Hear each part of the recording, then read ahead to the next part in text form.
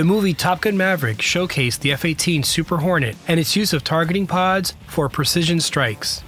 Wildly successful, the film left a lasting impression on the general public when it came to what the Super Hornet can do.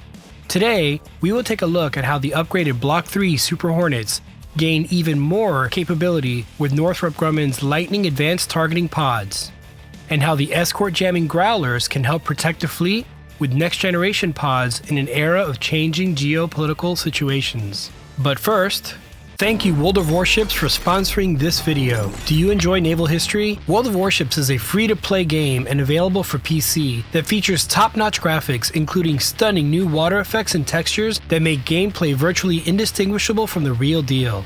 You can play historical ships from multiple ship classes such as battleships, destroyers, aircraft carriers, cruisers, or if the depths call to you, then dive in with submarines. Even before being sponsored, I played this game myself and prefer the Fletcher-class destroyer as my go-to ship.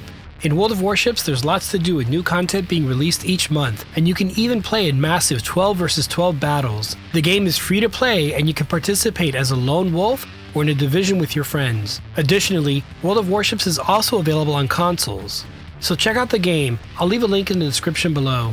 When you register, use the promo code BRAVO to get a huge starter pack containing 500 doubloons, 1.5 million credits, 7 days of premium account time, and one free choice of a premium ship after you complete 15 battles. Choose from the USS Phoenix, the Japanese cruiser Kuma, the French battleship Courbet, the Italian battleship Dante Alighieri, or the HMS Wakeful. So sign up today, add me as a friend at PilotPhotog, and see you on the 7 Seas. Link in the description below. Recently, the Navy concluded initial flight tests with the Lightning Advanced Targeting Pods on FA-18 Super Hornets, signaling the Navy's move to replace their legacy targeting pods with these new ones from Northrop Grumman.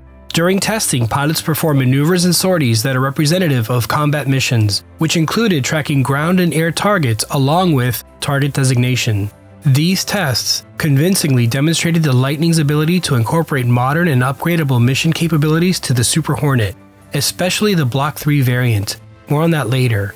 By making use of autonomous target tracking along with laser sensors, these new pods provide naval aviators with enhanced capabilities for both land and sea operations.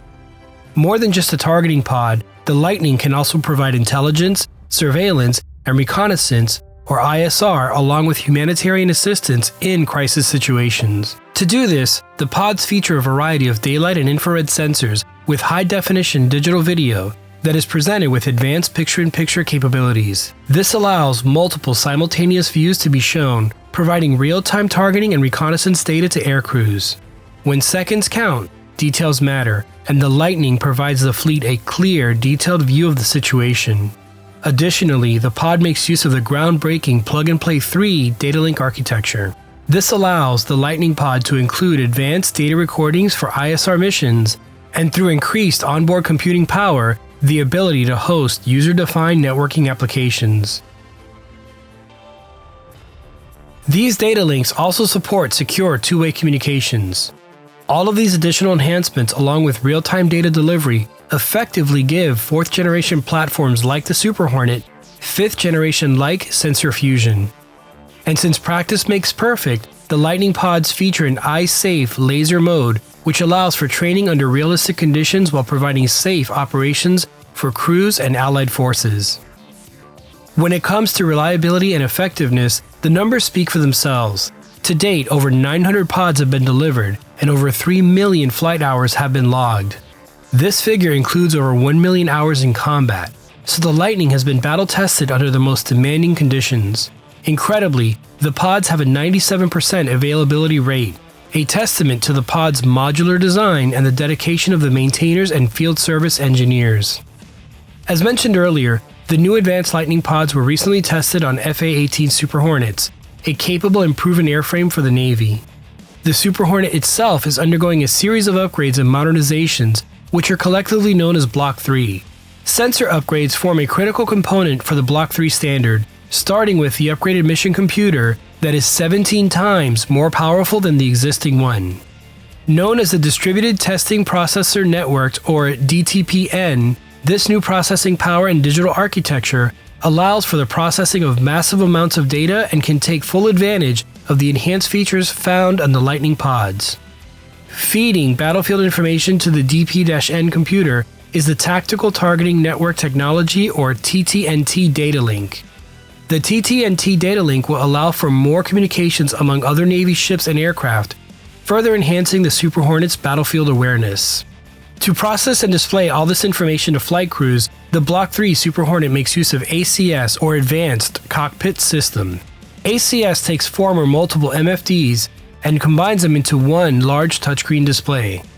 This singular display brings an iPad-like user experience to the cockpit and is planned for use in both the single-seat E models and dual-seat F models. This will allow for customizable representations of critical data as it becomes available.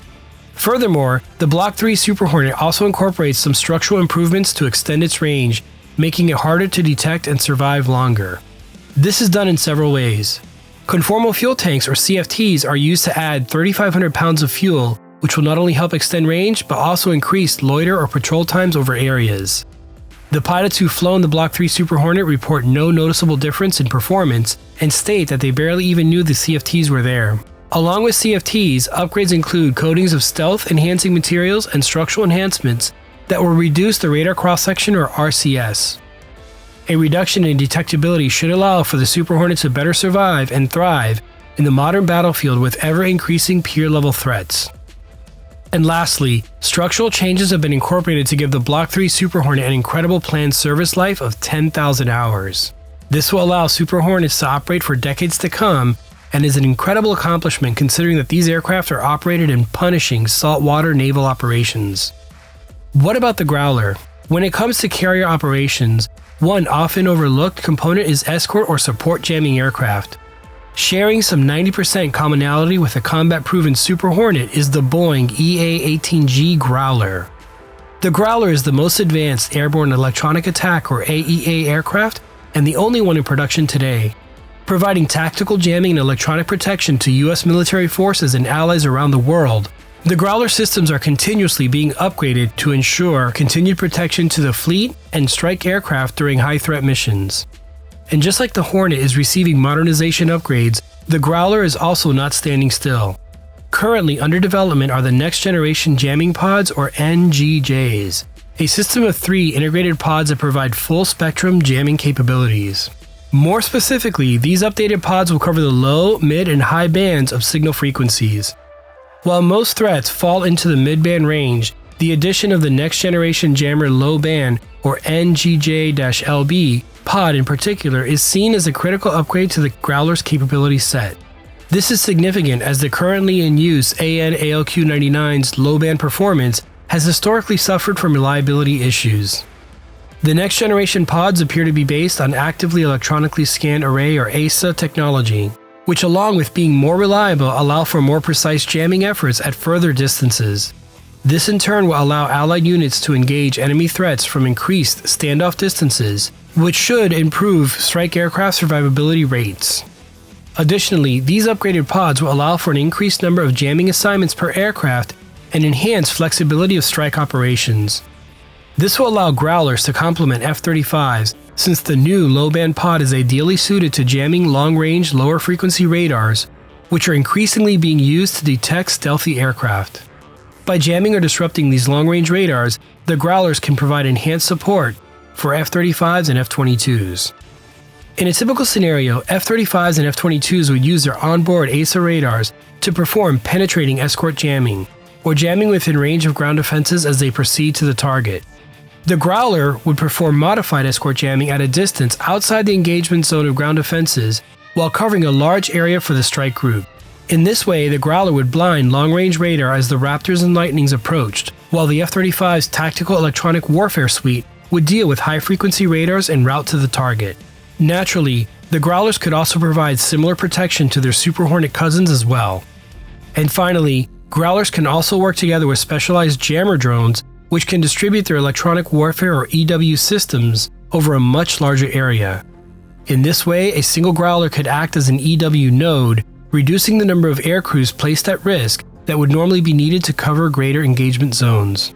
There is even some speculation that Growlers equipped with these next-generation pods could initiate cyber attacks on air defense systems, causing them to shut down completely prior to a strike.